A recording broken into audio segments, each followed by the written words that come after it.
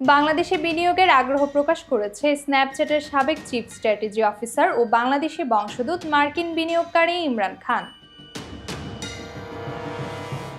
Nobel বিজয়ী অধ্যাপক মোহাম্মদ ইউনূসের সঙ্গে এক বৈঠকে এই আগ্রহের কথা জানায় তিনি। বৈঠকে দেশের ফিনটেক, স্বাস্থ্যসেবা ও সামাজিক ব্যবসা খাতে সম্ভাবনার কথা তুলে ধরেন ইউনূস। খান জানায়, বাংলাদেশের তরুণ জনশক্তি ও প্রযুক্তিগত উন্নয়নে তিনি অনুপ্রাণিত এবং এই মুহূর্তে দেশের বিনিয়োগে উপযুক্ত সময়।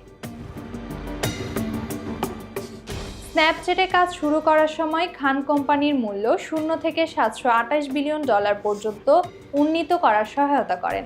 এছাড়া আলিবাবা আইপিওতেও রেখেছেন গুরুত্বপূর্ণ ভূমিকা।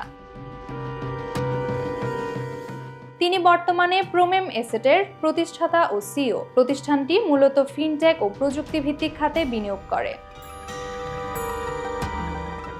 অধ্যাপক ইউনূস তাকে আগামী মাসে বাংলাদেশের সফরে আমন্ত্রণ জানালে তিনি ইতিবাচক সাড়া দেন। বৈঠকে প্রস্তাব দেওয়া হয়, মার্কিন বিনিয়োগকারীরা যেন তাদের বিনিয়োগের 1% সামাজিক ব্যবসায় তহবিলে রাখেন। প্রস্তাবটি আন্তরিকভাবে স্বাগত জানায় ইমরান খান।